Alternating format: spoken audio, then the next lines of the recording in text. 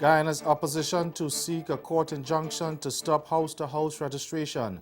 And in sport, India A record an emphatic one-day series victory over West Indies A.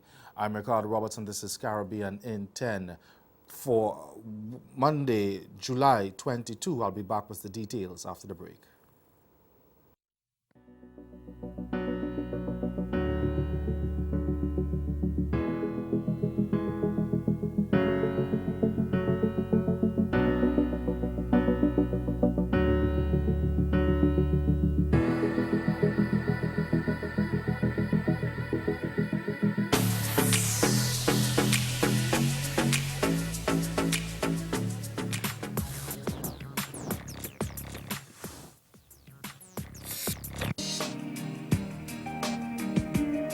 My name is Jeffrey Marlowe. I'm a National Geographic explorer and a postdoctoral scholar at Harvard University.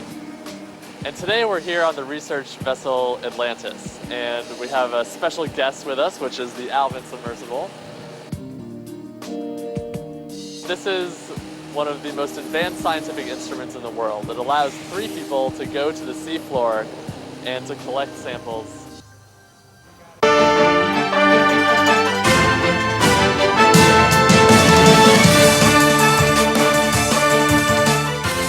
Guyana's main opposition People's Progressive Party, the PPP, is expected to seek an injunction from the court to stop the house-to-house registration that the country's Elections Commission began over the weekend.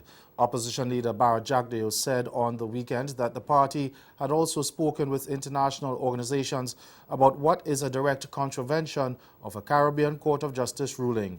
On June 18th, the CCJ validated the December 21, 2018 passage of a no-confidence motion against the government and ordered that the elections be held in accordance with the Constitution.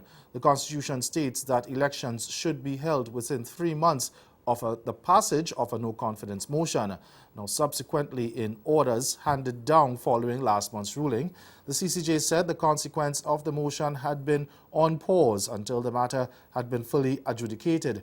This meant the deadline for elections has been pushed to September 18th. Jagdeo says that by going ahead with the house-to-house registration, which will not be completed in time to have elections by then, the Guyana Elections Commission, GCOM, was acting in contravention of the CCJ ruling. And he said the PPP is going the legal and diplomatic route to force GCOM to halt the registration process. We will go to the courts to seek an injunction against this illegal activity, which is done in contravention of the order of the CCJ. We have briefed the international organizations. Many of them have expressed concern about this approach that GCOM has embarked upon, that it will be in contravention of the order of the CCJ. We have already seen statements from at least the Americans, the British, and the European Union, that all the actors must comply with the order of the CCJ and the Constitution. This is in contravention of it. So we will try to stop this activity, and so through every means possible. Meantime, the Private Sector Commission, the PSC, is also urging GCOM to halt the house-to-house registration. In a letter to Chief Elections Officer Keith Lowenfield, PSC Chairman Gerald Gouveia said his organization had sought legal advice on the matter and was made to understand that proceeding with the process is unlawful. Now, it said the house-to-house registration was being conducted when there is a clear constitutional requirement to hold elections within 3 months of the validation of the no-confidence motion. With the number of murders in Trinidad and Tobago nearing 300 this year, the government says it will be offering rewards to people who provide information to help law enforcement officials locate illegal guns. The rewards will be offered through Crime Stoppers.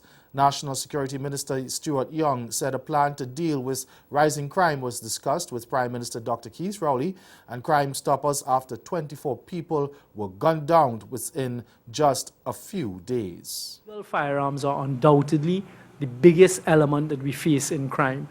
All of the murders last week were committed, except one, via the use of illegal firearms. You must accept, we all accept, that you will only be carrying an illegal firearm to commit the act of murder. I am requesting as a citizen, as a Minister of National Security, that you utilize Crime Stoppers as an anonymous initiative to provide us with the information that we need to get some further breakthroughs with crime that is taking place across Trinidad and Tobago. It is impossible for all of these criminal activities to be taking place and law-abiding citizens are not seeing it. We are prepared to offer rewards for that. The Trinidad and Tobago Police Service estimates that there are about 8,000 illegal guns in the hands of criminals in the Twin Island Republic. Retired educator Susan Dugan is set to become St. Vincent and the Grenadines' first female head of state. Now, Dugan, who is currently Deputy Governor General, will replace 83-year-old Sir Frederick Nathaniel Ballantyne, who Prime Minister Dr. Ralph Gonsalves has disclosed is not in the best of health and wants to demit office on July 31st. Dugan, a former Chief Education Officer and Cabinet Secretary, will take up her appointment on August 1st. Her predecessor, Sir Frederick, has been Governor General for almost 17 years, having been appointed on September 2nd, 2002. And stay with us, your Midday Sport is next.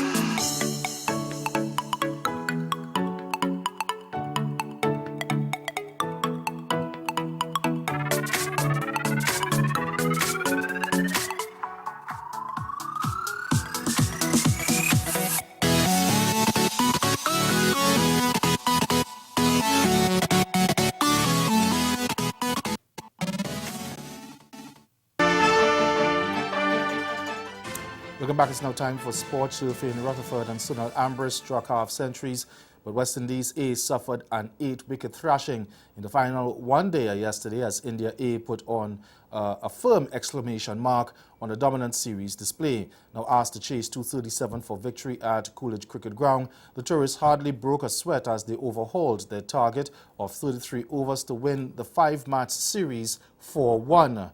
Ruturaj Gaikwad missed out on 3 figures when he fell for 99 with victory in sight, while opening partner Subham Gill hit 69 and Shreyas Iyer an unbeaten 61. Rutherford and Ambrose had earlier hit half-centuries to fire West Indies A to 236 all out in the 48th over after the hosts opted to bat first. Now Ambrose struck 7 fours and 2 sixes in a 52-ball knock, while the left-handed Kishore Otley counted 2 fours and 6 of 36 balls before hoisting seamer Navdeep Saini to deep mid-wicket in the 14th over. His dismissal triggered a decline as 7 wickets perished for 47 runs. Pacer Deepak Chahar and leg spinner Rahul Chahar took 2 wickets each to hurt the innings. And that's Caribbean in 10. Join us again at 6:30 for Caribbean Newsline. Until then, good afternoon.